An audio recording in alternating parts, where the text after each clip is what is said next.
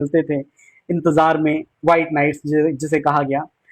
This is why white knights, जैसे कि मैंने कहा था कि मैं आपको बताऊंगा कि व्हाइट नाइट्स क्यों कहा गया, तो मैंने इसीलिए रोका था।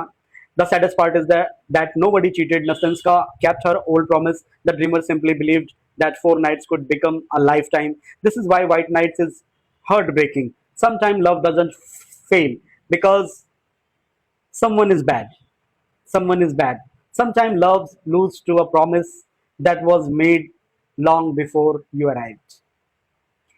तो मेरे भाई, ये कहानी बड़ी थोड़ी सी पेनफुल है, लेकिन इतनी भी ज़्यादा पेनफुल नहीं है, बहुत मज़ेदार कहानी में। मज़ेदार पॉइंट ये है कि उसने ड्रीमर से झूठ नहीं बोला था, उसने बता दिया था।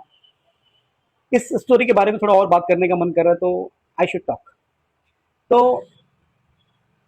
वो उसे सब कुछ बता देती है। लड़कियां मोस्ट ऑफ द क्या करती हैं कि अपनी हकीकत बता देती हैं। उसे पता होता है कि लड़के कभी छोड़ के जाते ही नहीं है, वो कभी नहीं जाते, चाहे आप उन्हें कुछ भी बता दो, आप उन्हें कितना भी सच बता दो अपनी लाइफ के बारे में, वो आपको नहीं छोड़ के जाते। मोस्ट ऑफ द ऐसा होता है। उस समय वो सचमुच उलझी हुई थी, उसे लगा था कि शायद उसका पहला प्रेमी उसे छोड़ के जा चुका है। लेकिन जैसे ही वो लौटा, उसके मन का पुराना प्रेम फिर जाग उठा। ड्रीमर की समस्या यही थी कि उसने धोखा हुआ था, लेकिन वो धोखा फील नहीं हुआ। उसकी त्रासदी ये कि उसने 4 दिन की उम्मीद को पूरी जिंदगी का भविष्य समझ लिया। दोस्तों, उसकी जैसा कह रहे हैं कि कल्पनाएं बहुत सुंदर होती हैं, लेकिन वे हमेशा वास्तविकता नहीं बनती हैं, मतलब हमेशा सच नहीं बनती हैं।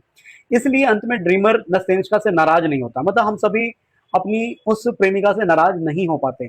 उसने तो बता दिया था कि देखो मेरे घर वाले नहीं मानेंगे, मेरे साथ ऐसा होगा, मेरे साथ वैसा होगा। देखो लड़कियां बड़ा सेफ खेलती हैं और खेलती हैं, ये रियलिटी है। और डॉस्टोवस्की ने इसको लड़की के ऊपर ही रखा है, और मैं अभी लड़की के घर वालों के ऊपर रख रहा हूँ। इसलिए अंत में ड्रीमर जो है नस्तेंस्का से नाराज नहीं होता और उसे ब्लेसिंग देता है, आशीर्वाद देता है, और कहता है कि तुमने मुझे जीवन के 4 सबसे सुंदर दिन दिए। शायद पूरी जिंदगी ये मेरे पास यही 4 रातें रहेंगी, और मैं इन्हें कभी नहीं भूलूंगा। मैं इन्हें कभी नहीं भूलूंगा।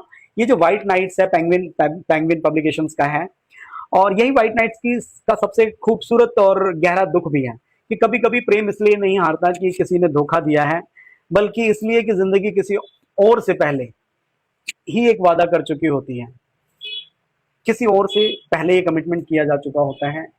कई बार लड़कियां लड़ाइयां नहीं लड़ती हैं, वो पहले ही किसी से प्रॉमिस कर चुकी होती हैं, अपने पेरेंट्स को कर चुकी होती हैं, अपने पूर्व प्रेमी को कर चुकी होती हैं, तो वो बड़ा सेफ खेलती हैं। व्हाइट नाइट्स में ये 4 रातें बड़ी ही प्यारी रातें होती हैं।